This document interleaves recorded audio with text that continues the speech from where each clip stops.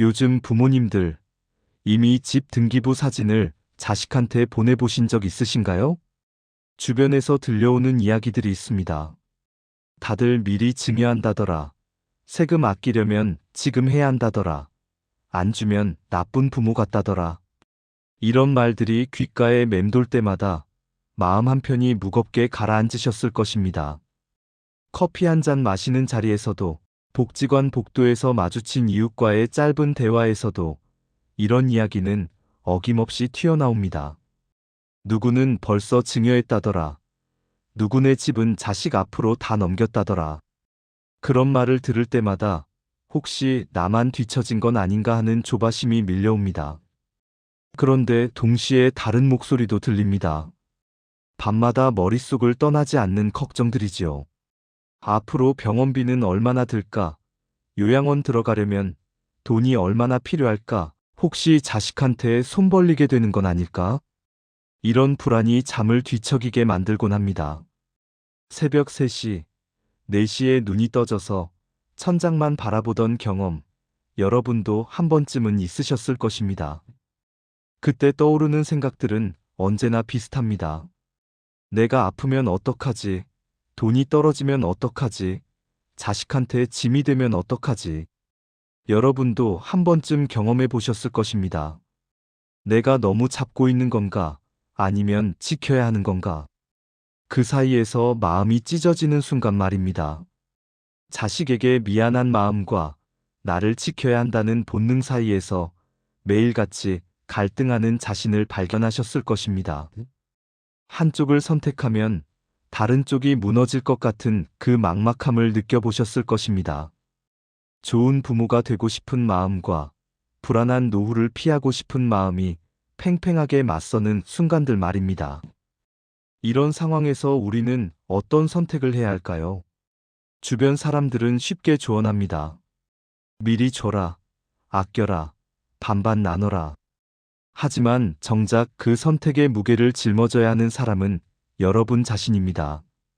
그 결과를 온몸으로 감당해야 하는 사람도 바로 여러분입니다.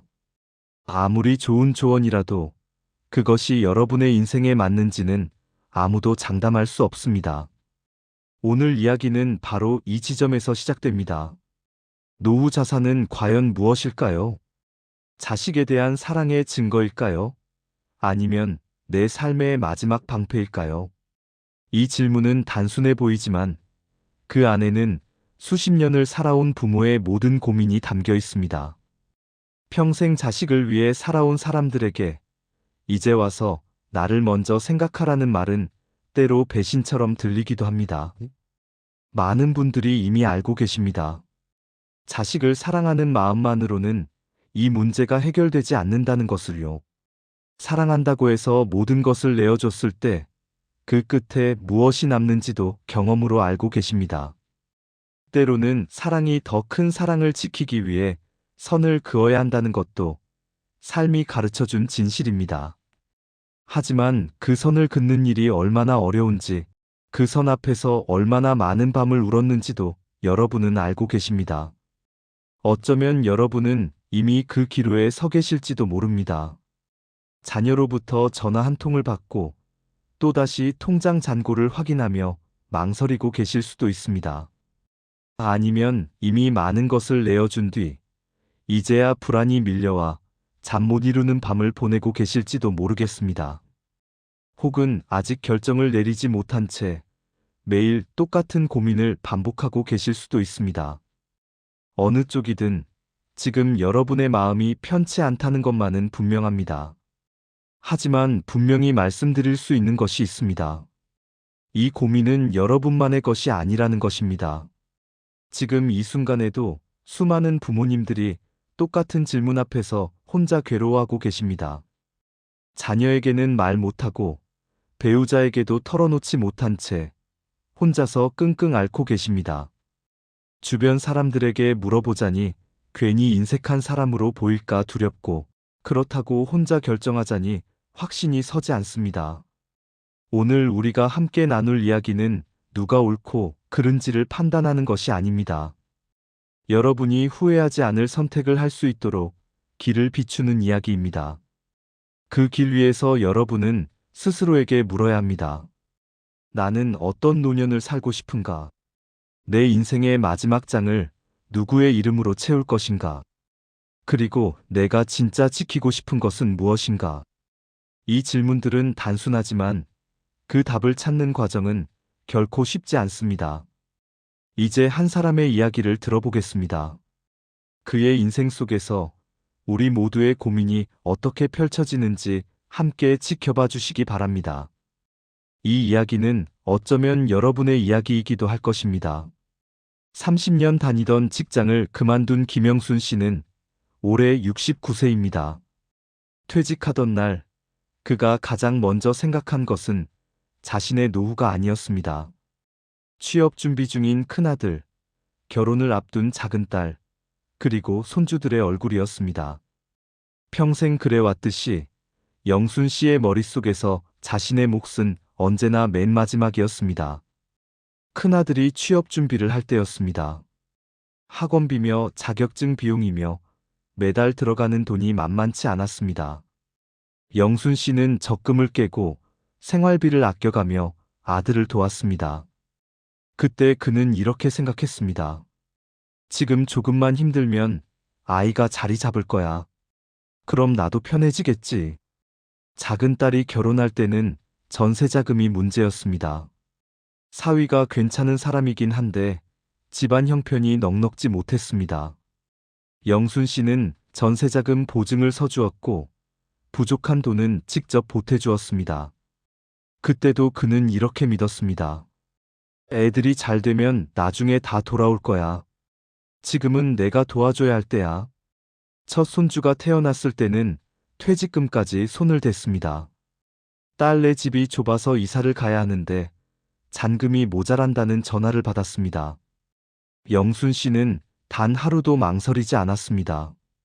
손주가 넓은 방에서 뛰어노는 모습을 상상하며 퇴직금 통장을 털어 건넸습니다.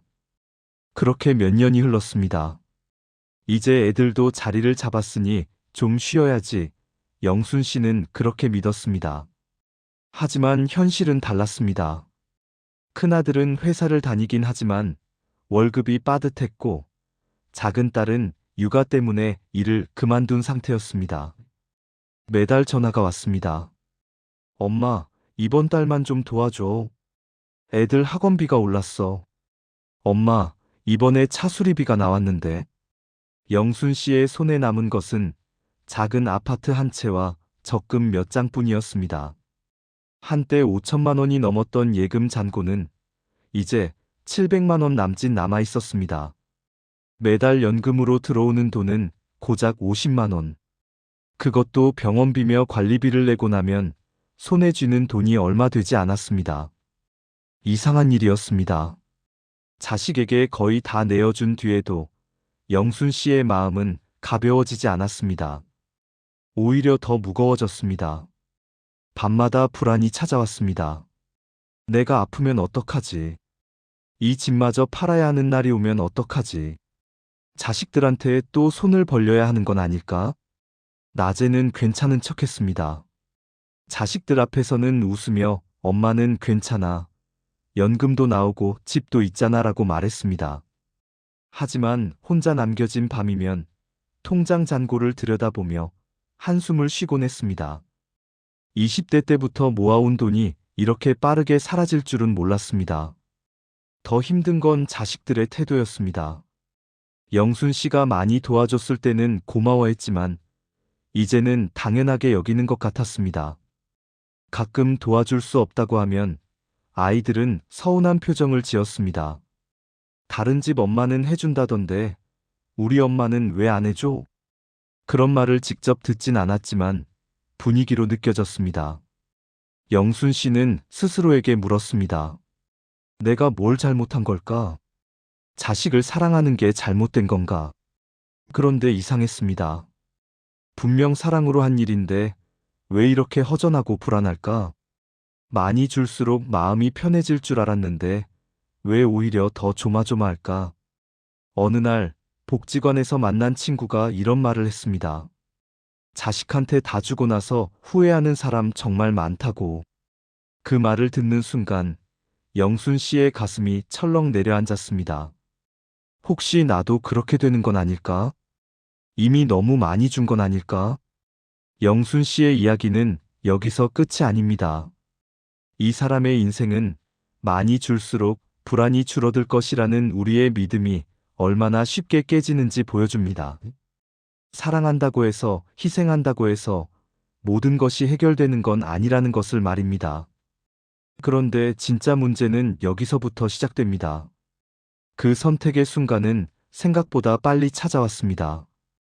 어느 화요일 오전, 큰아들에게서 또다시 전화가 왔습니다. 회사에서 새로운 프로젝트를 맡았는데 차가 필요하다는 것이었습니다. 차량 대출을 받으려는데 신용이 부족해서 보증인이 필요하다고 했습니다. 영순 씨는 전화를 받으며 온몸이 굳어지는 걸 느꼈습니다. 또 보증을 서라고? 손에 들고 있던 컵이 미세하게 떨렸습니다. 하지만 아들의 목소리에는 절박함이 배어 있었습니다. 이번 기회를 놓치면 승진해서 밀릴 수도 있다고 했습니다. 이 프로젝트를 잘 마무리하면 팀장 승진도 가능하다고 했습니다. 영순 씨는 그래, 알았어. 엄마가 은행에 가볼게라고 대답했습니다. 전화를 끊고 나서 한참을 멍하니 앉아 있었습니다. 창밖을 보니 가을 하늘이 유난히 높았습니다. 다음 날 영순 씨는 은행에 갔습니다. 서류를 작성하며 상담 직원의 설명을 듣는데 갑자기 머리가 어지러워졌습니다. 숫자들이 눈앞에서 흐려지고 귀가 멍해지는 느낌이었습니다. 의자에 털썩 주저앉았습니다. 직원이 놀라서 물을 가져다 주었고 잠시 쉬라고 말했습니다. 조금 진정된 뒤 그 직원이 조심스럽게 물었습니다. 어머니, 죄송하지만 제가 보기엔 지금 남은 자산으로는 더 이상 보증을 서시면 안 될 것 같습니다. 만약 문제가 생기면 어머니 집까지 위험해질 수 있어요. 앞으로 생활비는 어떻게 하시게요? 병원비는요? 요양원 비용도 생각하셨나요? 그 말을 듣는 순간 영순 씨는 처음으로 자신의 노후를 눈앞에 그려보게 되었습니다. 지금까지 늘 자식들의 미래만 생각했지, 정작 내 미래는 한 번도 구체적으로 상상해 본 적이 없었습니다. 만약 내가 아프면? 만약 집을 잃으면? 그때 자식들이 나를 돌봐줄까? 설사 돌봐준다 해도 내가 그들에게 짐이 되는 걸 견딜 수 있을까? 은행 밖으로 나왔지만 발걸음이 떨어지지 않았습니다. 버스 정류장 옆 벤치에 앉아 한참을 멍하니 하늘을 바라보았습니다. 지나가는 사람들의 모습이 보이는 듯 보이지 않았습니다. 그날 이후로 며칠 동안 영순 씨는 잠을 제대로 자지 못했습니다. 아들에게 뭐라고 말해야 할지 답이 나오지 않았습니다. 거절하자니 미안하고 승낙하자니 불안했습니다. 고민 끝에 영순 씨는 동네 복지관에서 하는 노후 재무 강의를 신청했습니다. 평소 같으면 이런 강의에 관심도 없었을 텐데 이번만큼은 달랐습니다. 뭔가 답을 찾고 싶었습니다. 그곳에서 강사가 한 말이 영순 씨의 마음에 큰 파문을 일으켰습니다. 노후 자산은 자식에게 미안해서 내어주는 돈이 아닙니다. 내가 인간답게 늙기 위한 최소한의 안전망입니다. 여러분이 자립할 수 있어야 자식도 자립할 수 있습니다. 부모가 의존적이 되면 자식도 결국 짐을 지게 됩니다. 그리고 그 짐은 사랑이 아니라 원망으로 변합니다. 그 말을 듣는 순간 영순 씨의 눈에서 눈물이 흘러내렸습니다. 지금까지 자신이 한 모든 선택이 떠올랐습니다. 나는 자식을 위한다고 했지만 정말 그게 자식을 위한 일이었을까? 혹시 나는 자식에게 사랑받고 싶어서 버림받지 않기 위해서 그렇게 모든 걸 준 건 아닐까? 옆에 앉은 할머니가 손수건을 건네주었습니다. 강의가 끝나고 집으로 돌아오는 길, 영순 씨는 결심했습니다. 이제는 선을 그어야겠다고 아들에게 전화를 걸었습니다. 손이 떨렸지만 목소리만큼은 또렷하게 유지하려 애썼습니다. 아들아, 미안하다. 이번 보증은 엄마가 서줄 수 없을 것 같다. 엄마도 이제 나이가 있고 앞으로 병원비며 생활비며 걱정이 많다. 네가 이해해줬으면 좋겠다. 엄마도 엄마 인생을 지켜야 할 것 같구나. 전화 너머로 짧은 침묵이 흘렀습니다. 아들은 네, 알겠습니다라고 담담하게 대답했습니다. 생각보다 큰 반발은 없었습니다. 오히려 엄마 미안해요. 제가 너무 의지했나 봐요라는 말도 들렸습니다. 하지만 영순 씨는 전화를 끊고 나서 한참을 울었습니다. 미안함과 안도감이 뒤섞인 눈물이었습니다. 그날 밤 영순 씨는 복지관에서 들었던 또 다른 문장을 떠올렸습니다. 강사가 마지막에 이렇게 말했습니다. 효자는 유산을 많이 받는 자식이 아닙니다. 부모가 끝까지 자기 인생을 지키는 모습을 보고 배우는 자식입니다. 부모가 스스로를 존중할 때 자식도 부모를 진짜로 존중하게 됩니다. 여러분이 여러분 자신을 지키는 것, 그것이 자녀 교육의 마지막 단계입니다. 이 문장이 영순 씨의 마음속에 깊이 새겨졌습니다. 이제야 깨달았습니다.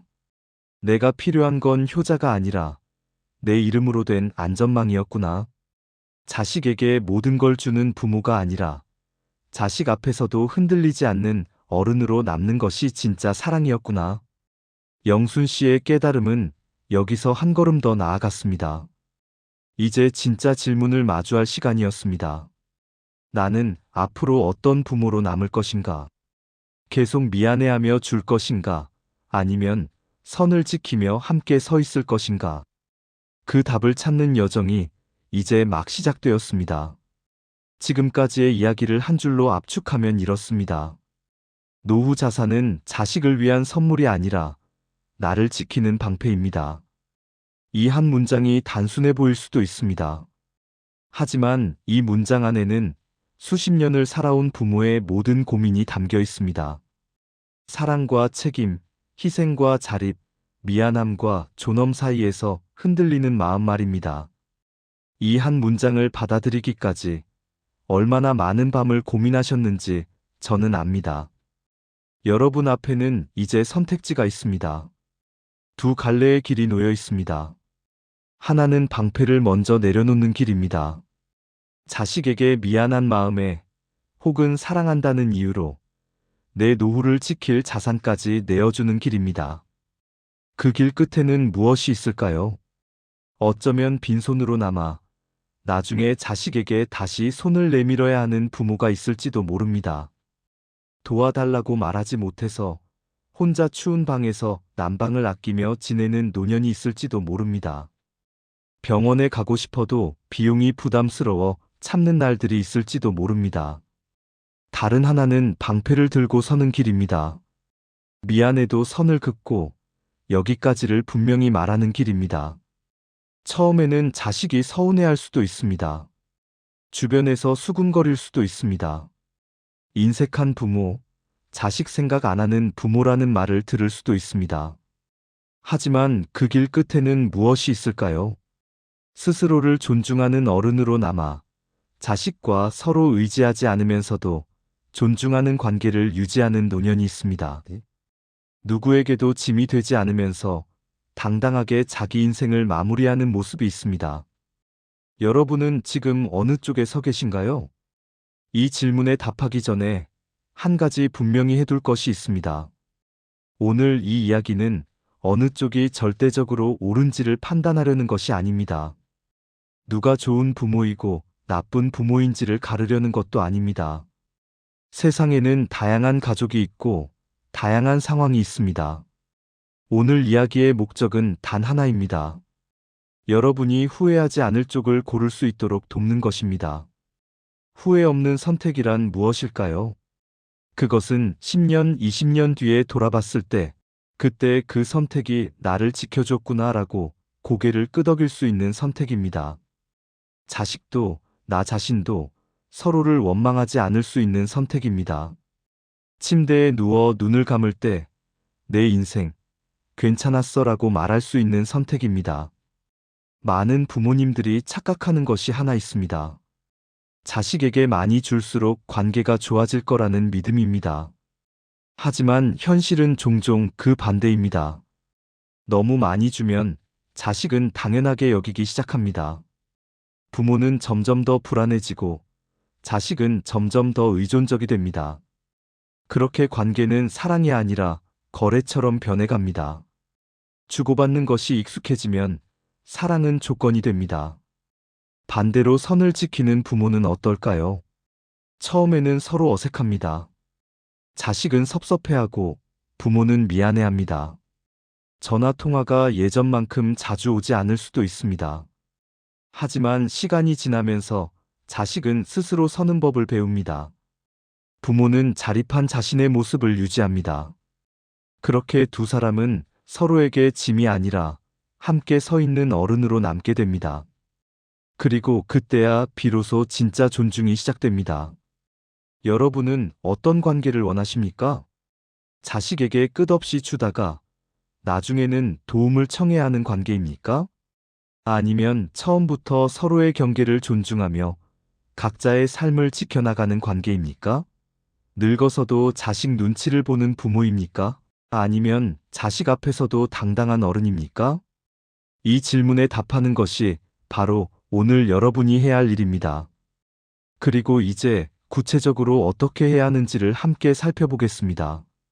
노후 자산을 지키면서도 자식과의 관계를 망치지 않는 방법이 있습니다. 자식을 미워하지 않으면서도 내 노후를 단단히 지킬 수 있는 원칙들이 있습니다. 이 원칙들은 거창한 것이 아닙니다.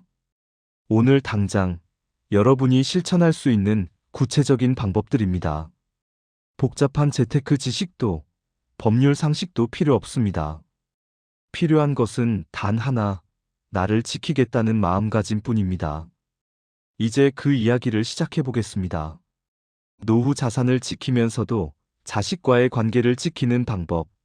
그것은 바로 명확한 원칙을 세우는 것입니다. 첫 번째 원칙은 이것입니다. 집과 연금, 의료비만큼은 절대 손대지 않을 영역으로 선을 긋습니다. 이것은 협상의 대상이 아닙니다. 이 세 가지는 여러분이 인간답게 늙기 위한 최소한의 안전망입니다. 집은 여러분이 기댈 마지막 공간이고, 연금은 매달 들어오는 생명줄이며, 의료비는 건강을 지키는 방패입니다. 이것들을 먼저 내어주면 나중에 여러분은 의지할 곳이 없습니다. 집을 팔아서 자식을 도왔다가 나중에 월세방을 전전하는 노인들의 이야기를 들어보셨을 것입니다. 연금을 먼저 건네주었다가 자신은 병원비도 아끼며 사는 부모들의 모습도 보셨을 것입니다. 그런 일이 남의 일 같지만 한 번 선을 넘으면 생각보다 빠르게 찾아옵니다. 김영순 씨도 이 원칙을 뒤늦게 깨달았습니다. 집만큼은 지켜야겠다고 마음먹은 순간 비로소 마음에 중심이 생겼습니다. 자식에게 전화가 와도 이제는 집은 안 되라고 분명히 말할 수 있었습니다. 그 말을 하고 나니 오히려 자식들도 더 이상 무리한 요구를 하지 않았습니다. 선이 명확하면 자식도 그 선을 받아들입니다. 두 번째 원칙입니다. 자식에게 주는 돈은 빌려주는 돈이 아니라 못 받아도 되는 수준의 돈만 건넵니다. 이것은 냉정해 보일 수 있지만 사실은 관계를 지키기 위한 지혜입니다. 빌려준 돈은 언젠가 갈등의 씨앗이 됩니다. 돌려받지 못하면 부모는 서운해지고 돌려주지 못하면 자식은 미안해집니다. 그 미안함이 쌓이면 관계는 어색해집니다. 명절에 만나도 눈을 마주치기 어려워집니다. 대신 이렇게 생각해 보시기 바랍니다. 내가 감당할 수 있는 범위 안에서 선물처럼 주는 것입니다. 그 돈이 돌아오지 않아도 내 생활에 지장이 없는 금액, 그 정도만 건네는 것입니다. 그러면 부모도 마음이 편하고 자식도 부담이 덜합니다. 서로에게 빚진 사람이 되지 않습니다. 세 번째 원칙은 목돈 대신 작은 정기 지원으로 돕는 것입니다. 한 번에 큰 돈을 주면 자식은 그 돈이 어떻게 쓰이는지 관리하기 어렵습니다. 그리고 부모는 한 번 주고 나면 다시 요청받을까 두려워집니다. 큰 돈을 주고 나면 다음에 또 요청이 올 때 거절하기가 더 어려워집니다. 대신 매달 일정 금액을 용돈처럼 주는 것은 어떨까요? 30만 원, 50만 원, 감당할 수 있는 범위에서 정기적으로 돕는 것입니다. 이렇게 하면 자식도 계획을 세울 수 있고 부모도 예산을 관리할 수 있습니다. 그리고 무엇보다 관계가 한 번의 거래로 끝나지 않고 꾸준히 이어집니다. 네 번째 원칙은 언제까지, 얼마까지 도울지 자녀와 미리 말로 약속해 두는 것입니다. 막연히 필요하면 도와줄게라고 하면 그 필요의 기준이 모호해집니다. 자식은 계속 기대하게 되고 부모는 끝없이 주어야 한다는 부담을 느낍니다. 대신 이렇게 말해보시기 바랍니다. 엄마는 네가 35살 될 때까지 혹은 네가 집을 마련할 때까지 이 정도는 도와줄 수 있어. 하지만 그 이후에는 엄마도 노후를 준비해야 하니까 네가 스스로 서야 해. 엄마가 늙어서 너한테 짐이 되지 않으려면 지금부터 엄마도 나를 지켜야 한다. 이렇게 분명히 말하면 자식도 마음의 준비를 할 수 있습니다. 그리고 부모도 약속한 범위를 지킬 수 있습니다. 말로 약속하는 것이 어색할 수 있지만 이것이 서로를 위한 배려입니다. 침묵 속의 기대보다 솔직한 대화가 관계를 더 건강하게 만듭니다. 다섯 번째 원칙은 내 마음속에도 기준을 세우는 것입니다. 이 선을 넘으면 나도 힘들고 자식에게도 독이 된다는 내부 규칙을 만들어 두는 것입니다. 예를 들어 예금 잔고가 1,000만 원 밑으로 떨어지면 더 이상 주지 않는다. 혹은 연금으로 들어오는 돈의 절반 이상은 절대 건네지 않는다. 이런 식으로 자신만의 기준을 정해두는 것입니다. 이 기준이 있으면 자식이 요청할 때마다 매번 고민하지 않아도 됩니다. 이미 선을 정해두었기 때문에 미안하지만 엄마는 이 선은 지켜야 해라고 담담히 말할 수 있습니다. 그 기준은 여러분을 지키는 동시에 자식에게도 명확한 신호를 보냅니다. 영순 씨도 이 5가지 원칙을 하나씩 실천하기 시작했습니다. 처음에는 어색했습니다. 자식에게 안 되라고 말하는 것이 여전히 힘들었습니다. 첫 번째로 거절했을 때는 밤새 잠을 이루지 못했습니다. 내가 너무 이기적인 건 아닐까? 자식이 나를 미워하진 않을까? 그런 생각에 가슴이 답답했습니다. 하지만 시간이 지나면서 이 원칙들이 관계를 지켜준다는 것을 느꼈습니다. 자식들도 처음 몇 번은 서운해했지만 점차 엄마의 선을 이해하기 시작했습니다. 그리고 무엇보다 영순 씨 자신이 편해졌습니다. 전화벨이 울릴 때마다 가슴이 철렁하던 일이 사라졌습니다. 원칙은 냉정해 보이지만 결국 자식까지 지켜주는 안전거리입니다. 부모가 무너지면 자식도 결국 그 무게를 짊어지게 됩니다. 부모가 단단하게 서 있을 때 자식도 안심하고 자기 길을 갈 수 있습니다. 부모의 자립이 자식의 자립을 만듭니다. 여러분도 오늘부터 이 원칙들을 하나씩 적용해 보시기 바랍니다. 완벽하게 지킬 필요는 없습니다. 하나씩 천천히 여러분의 속도로 시작하시면 됩니다. 중요한 것은 원칙을 세우겠다는 마음가짐입니다. 그 마음가짐이 여러분의 노후를 지켜줄 것입니다. 그리고 그 원칙이 결국에는 자식도 지켜줄 것입니다. 원칙을 지켰을 때와 어겼을 때 그 차이는 시간이 지날수록 분명해집니다. 한 사람의 이야기를 들어보겠습니다. 박철수 씨는 72세입니다. 5년 전 아들이 사업 자금이 필요하다며 집을 담보로 대출을 받아달라고 했습니다. 철수 씨는 망설이지 않았습니다. 내 아들인데 못 도와줄 게 뭐 있나? 평생 모은 게 이 집뿐인데 이것도 못 내어주면 무슨 아버지냐? 그렇게 집을 담보로 2억 원을 빌려주었습니다. 처음에는 잘 될 것 같았습니다. 아들의 사업이 궤도에 오르는 것처럼 보였습니다. 철수 씨는 안도했습니다. 역시 내 결정이 옳았어. 하지만 1년 뒤 사업은 어려워졌고 결국 문을 닫았습니다. 대출 이자는 철수 씨가 떠안아야 했습니다. 연금으로 이자를 내고 나면 손에 쥐는 돈이 거의 없었습니다. 한 달에 30만 원으로 살아야 했습니다. 2년 뒤 집은 경매로 넘어갔습니다. 철수 씨는 작은 월세방으로 이사했습니다. 평생 살던 동네를 떠나 낯선 곳의 반지하 방에 짐을 풀었습니다. 겨울에는 난방비가 아까워 두꺼운 옷을 껴입고 지냈습니다. 병원에 가야 하는데도 비용이 부담스러워 참았습니다. 무릎이 아파도 기침이 나와도 그냥 참았습니다. 아들에게 말하고 싶었지만 차마 입이 떨어지지 않았습니다.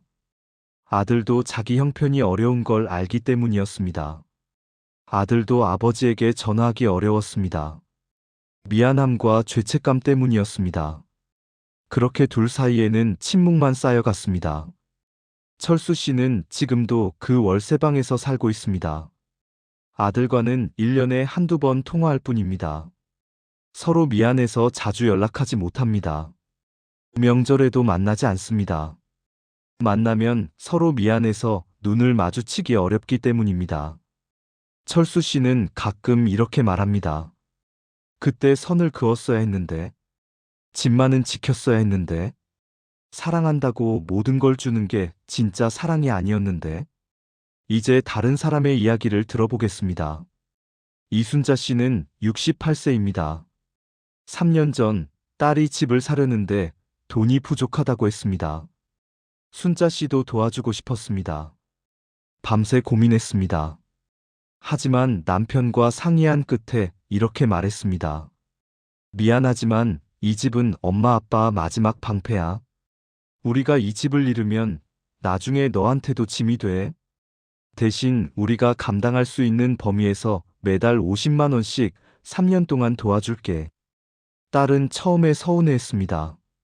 다른 집은 목돈으로 도와준다는데 우리 엄마는 왜 그러냐고 했습니다. 순자 씨도 마음이 아팠습니다. 며칠 동안 잠을 설쳤습니다. 내가 너무 이기적인 건가? 나쁜 엄마인 건가? 하지만 선을 지켰습니다. 그리고 약속대로 3년 동안 매달 50만 원씩 보냈습니다.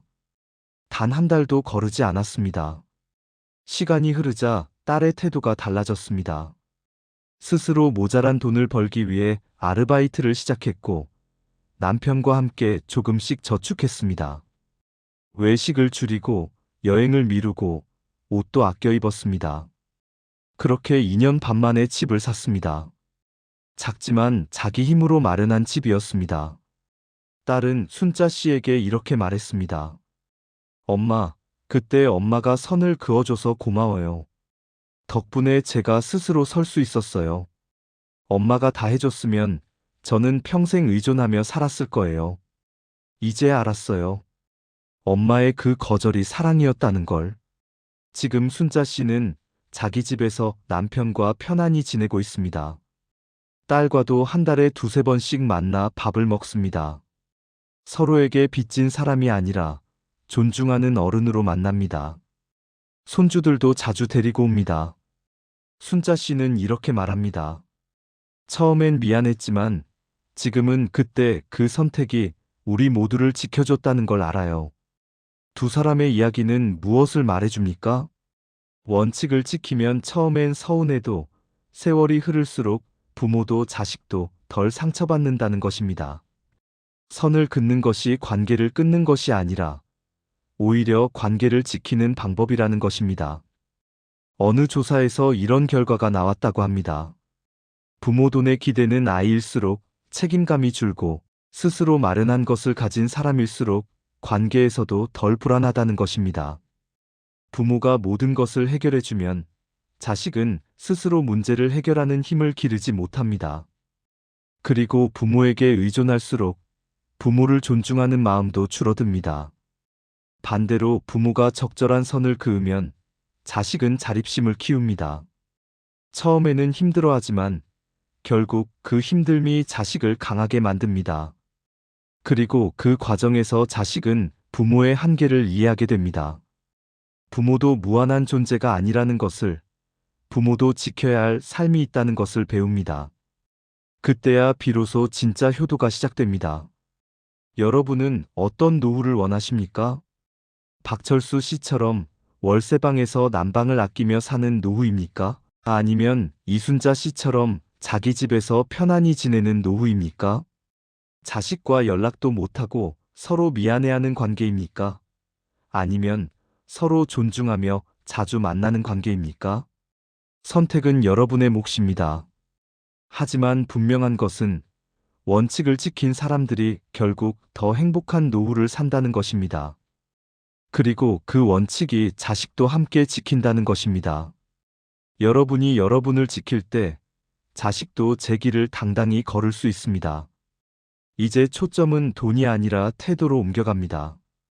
자식을 위해 희생만 하던 부모가 나도 나를 지켜야 한다고 마음먹는 순간 무언가가 달라집니다. 얼굴 표정이 달라지고 말투가 달라지고 걸음걸이까지 달라집니다. 더 이상 자식 눈치를 보지 않게 됩니다. 미안해하는 대신 담담해집니다. 구부정하던 어깨가 펴집니다. 김영순 씨의 이야기로 다시 돌아가 보겠습니다. 그는 더 이상 자식에게 이렇게 말하지 않습니다. 미안하다. 엄마가 해줄 수 있는 게 이것뿐이라서. 엄마가 능력이 없어서 미안해. 엄마가 더 잘 벌었으면 좋았을 텐데. 이런 말들은 사라졌습니다. 대신 이렇게 말합니다. 엄마도 늙어가니까 이것만은 지키려 한다. 너도 네 인생을 부탁한다. 엄마는 네가 충분히 잘할 수 있다고 믿어. 그리고 엄마도 엄마 인생을 잘 마무리하고 싶구나. 너를 사랑하지만 나도 나를 사랑해야 한다는 걸 이제야 알았어. 이 말의 차이가 보이십니까?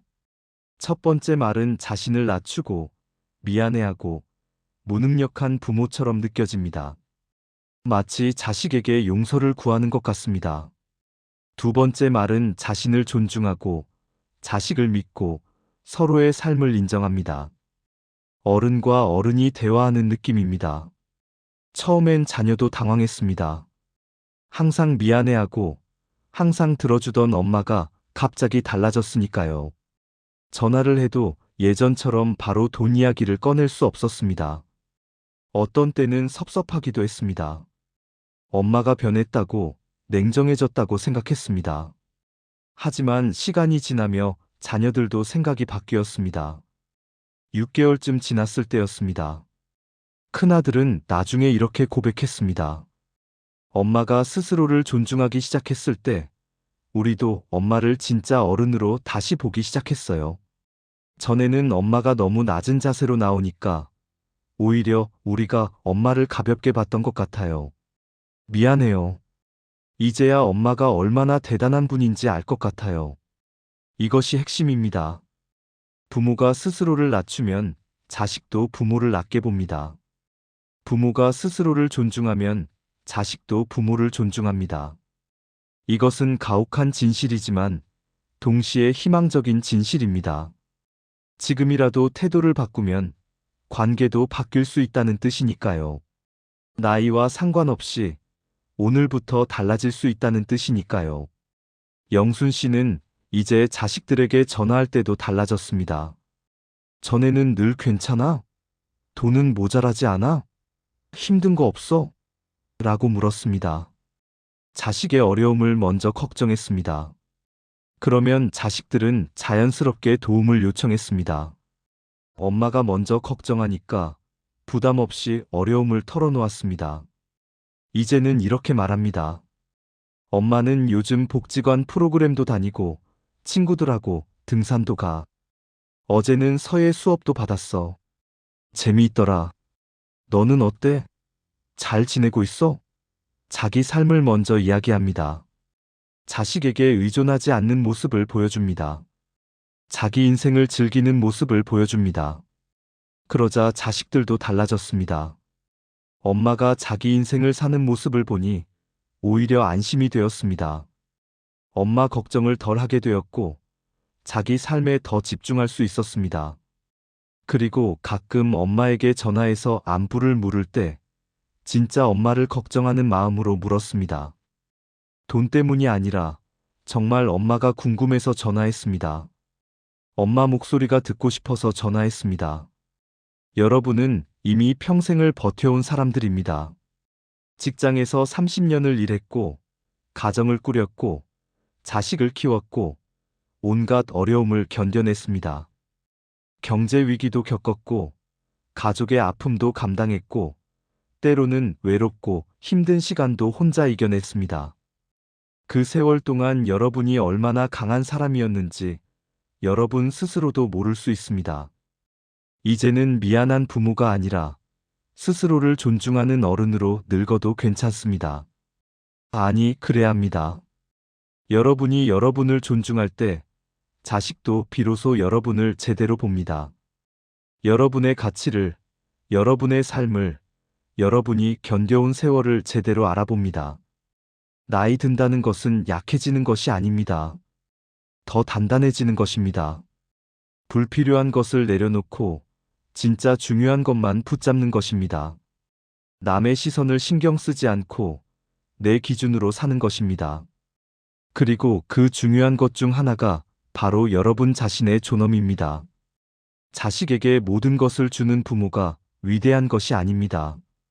자식 앞에서도 흔들리지 않는 부모, 자기 인생을 끝까지 지키는 부모가 진짜 위대합니다.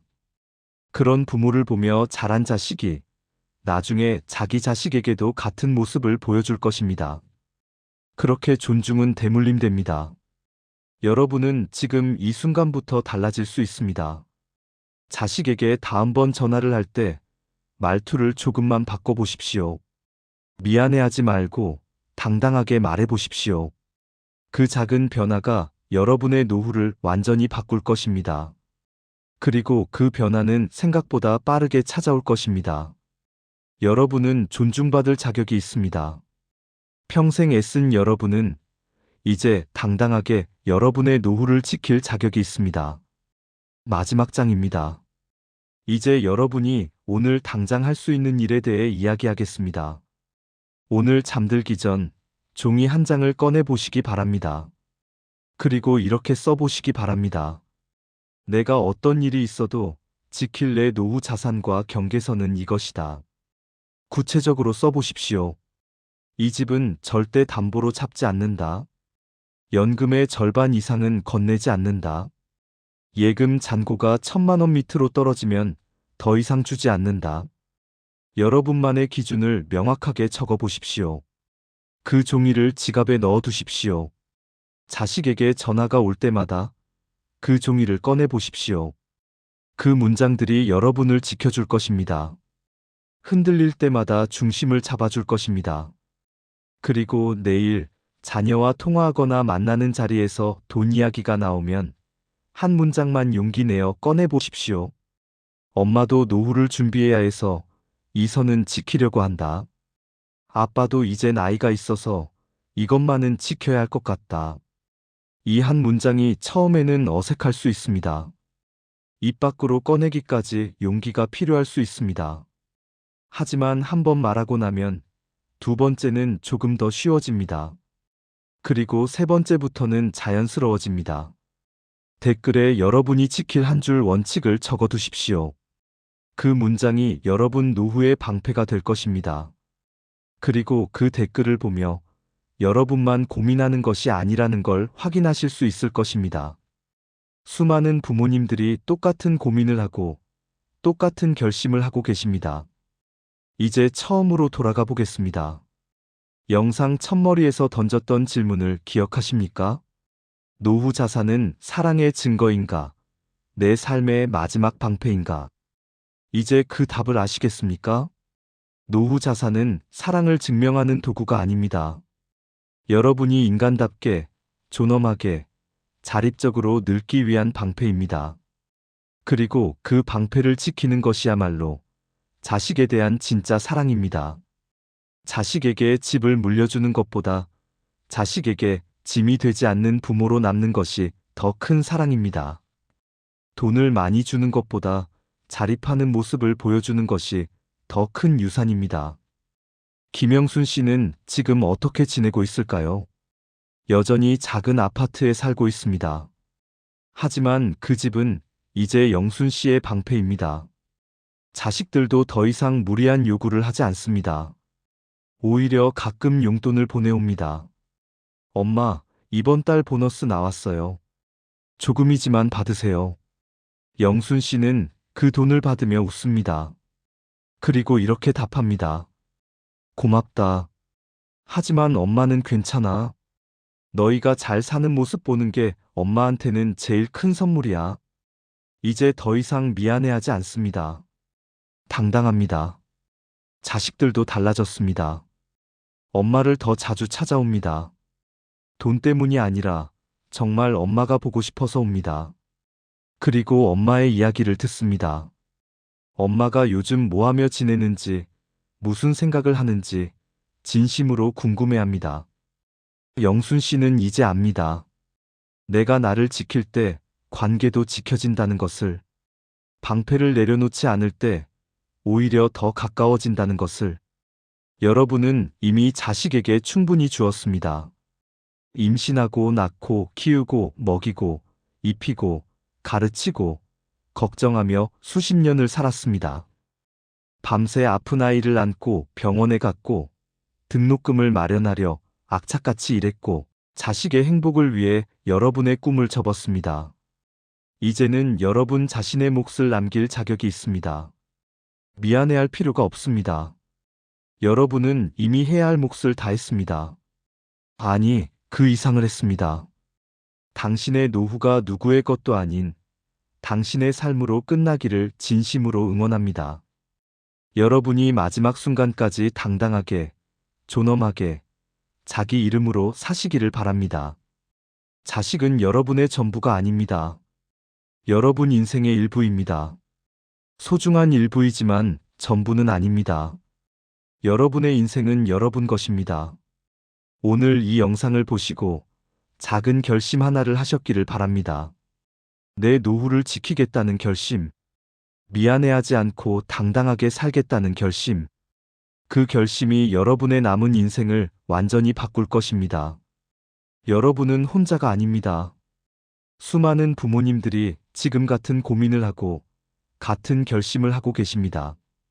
그리고 그 결심을 실천하며 조금씩 달라지고 계십니다. 당신의 노후를 지키십시오.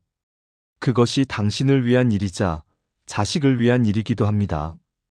여러분이 단단하게 서 있을 때 자식도 안심하고 자기 길을 갈 수 있습니다. 마지막으로 한 번 더 말씀드립니다. 여러분은 존중받을 자격이 있습니다. 여러분의 노후는 지켜질 자격이 있습니다. 당신의 인생이 당신의 이름으로 아름답게 마무리되기를 진심으로 응원합니다.